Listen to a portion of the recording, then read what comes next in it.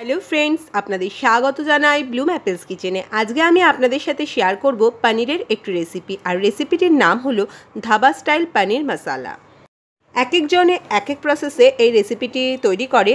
তো আমি যেইভাবে এই রেসিপিটি রেডি করি, তো আপনাদের সাথে সেই প্রসেসটাই শেয়ার করলাম। আশা করি রেসিপিটি সবার ভালো লাগবে। আর ভালো লাগলে লাইক, কমেন্টস, শেয়ার কিন্তু অবশ্যই চাই। আপনাদের অনুপ্রেরণাই কিন্তু আমাদের আগামী দিনে এগিয়ে যেতে সাহায্য করবে। চ্যানেলটি যদি এখনও সাবস্ক্রাইব না করে থাকেন তাহলে এখনই সাবস্ক্রাইব করুন আর পাশে দেওয়া রেড বেল বাটনটি প্রেস করুন, তাহলে আমরা যখনই রান্না ছাড়বো তার নোটিফিকেশান পৌঁছে যাবে।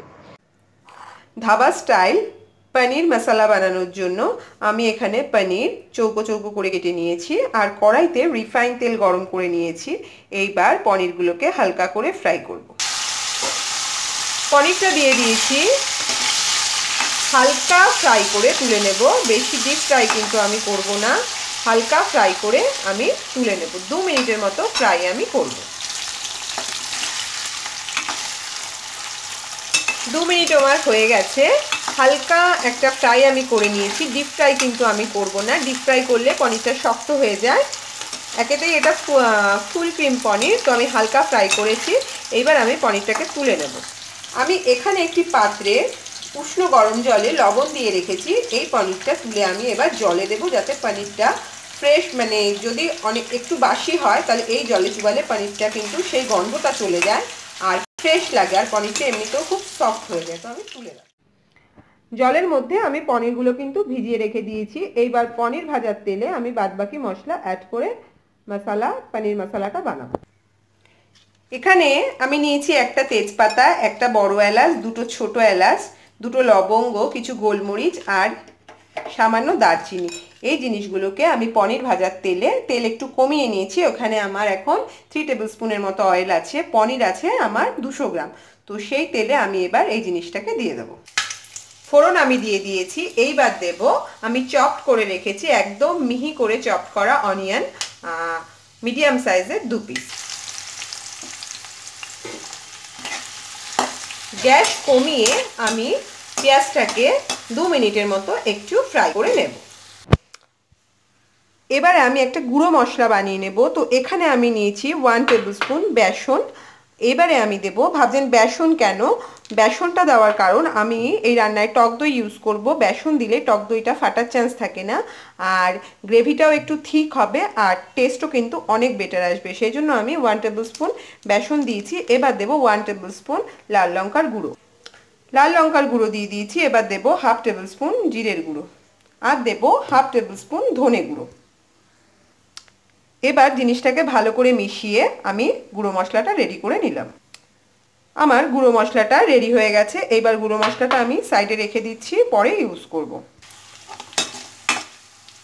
2 মিনিট পেঁয়াজটা ফ্রাই হয়ে গেছে। এইবার আমি এখানে দুটো বড় সাইজের রসুন আমি কুচি করে রেখেছি, রসুন কুচি দিয়ে দিলাম।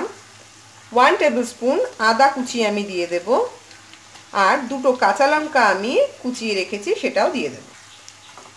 সমস্ত রসুন, আদা, কাঁচা লঙ্কা আমি দিয়ে দিয়েছি। এইবার গ্যাস বাড়িয়ে আমি জিনিসটাকে ভালো করে ফ্রাই করে নেব।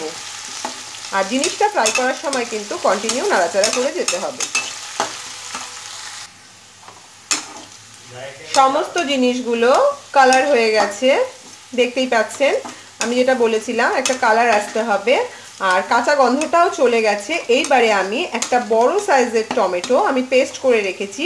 আপনারা চাইলে এটা কিন্তু গ্রেটার দিয়ে গ্রেট করেও টমেটোটা দিতে পারেন। এইবার টমেটো পেস্টটা আমি দিয়ে দেব। টমেটো পেস্টটা আমি দিয়ে দিয়েছি। টমেটো দেওয়ার সাথে সাথে আমি কিন্তু লবণ দেব আর গ্যাসটা বাড়িয়ে নেব। লবণ দিয়ে দিয়েছি। এইবারে 2 মিনিট গ্যাস বাড়িয়ে জিনিসটাকে ভালো করে একটু ফ্রাই করে নেব। 2 মিনিট হয়ে গেছে, তেলটা উপরে বেরিয়ে এসছে। এইবারে আমি যে মশলাটা গুঁড়ো আমি মিশিয়ে রেখেছিলাম সেই মশলাটা আগে দেব, পরে দই দেব।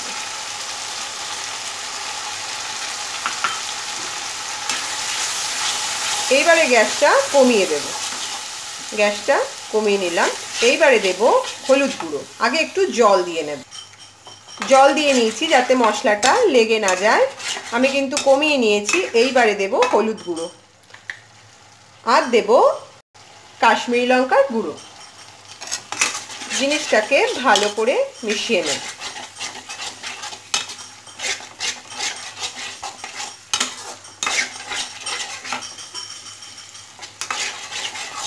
এইবারে আমি দিয়ে দেব যে টক দইটা আমি ফেটিয়ে রেখেছি, 2 টেবিল স্পুন টক দই।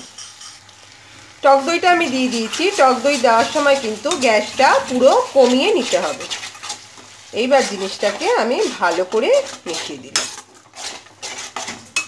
দেখে কিন্তু বোঝা যাচ্ছে না যে আমি সব কুচনো মশলা দিয়ে এই পনিরটা বানিয়েছি। দেখুন কালারটা কি সুন্দর চলে এসছে, আর মশলার থিকনেসটাও কতটা সুন্দর এসছে, আর ফ্লেভারও কিন্তু দারুণ বেরাচ্ছে। বাড়িতে যখন বানাবেন নিশ্চয়ই ফ্লেভারটা বুঝতে পারবেন।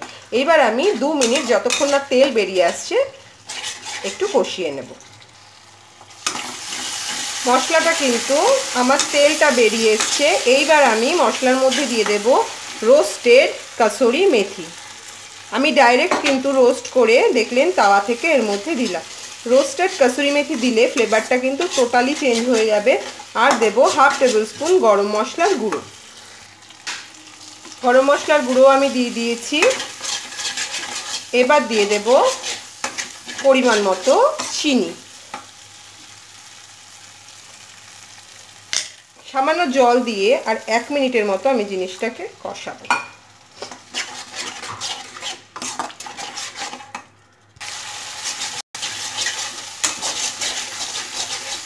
মশলাটা আমার রেডি হয়ে গেছে। এইবারে আমি সামান্য পরিমাণে জল দেব। চিনিটা যে আমি এখানে ইউজ করলাম, চিনিটা কিন্তু আমি গুঁড়ো করে ইউজ করেছি।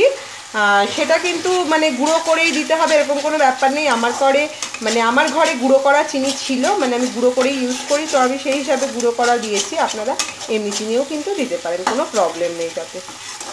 তেল বেরিয়ে এসছে, এবার আমি জল দিয়ে দেব। জল অ্যাড করে দিয়েছি, খুব বেশি জল কিন্তু দিতে হবে না। এইবারে এর মধ্যে আমি পনিরগুলো দিয়ে দেব। পনিরটা আমি দিয়ে দিয়েছি। এইবারে ভালোভাবে মিশিয়ে দিলাম। এইবারে যতক্ষণ না গ্রেভিটা ফুটে উঠছে ততক্ষণ গ্যাসটা বাড়ানো থাকবে। যখন গ্রেভিটা ফুটে উঠবে তখন গ্যাসটা আমি একদম কমিয়ে দেব। কমিয়ে দিয়ে জিনিসটা আমি 5 থেকে 7 মিনিটের জন্য ঢেকে দেব, যাতে পনিরের মধ্যে সমস্ত মশলা, লবণ, চিনি সমস্ত কিছু ঢুকে পনিরের টেস্টটা আরও বাড়িয়ে দেয়।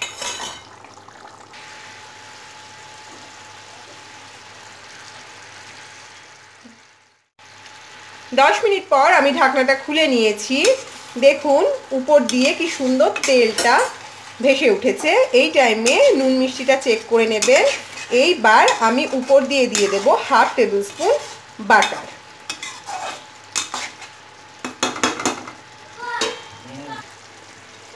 হাফ টেবিল স্পুন বাটার আমি দিয়ে দিয়েছি। এইবার বাটারটা ভালো করে মিশিয়ে নেব। বাটারটা ভালো করে মিশিয়ে আমি গ্যাসটা বন্ধ করে 5 মিনিটের জন্য ঢেকে রেখে দেব।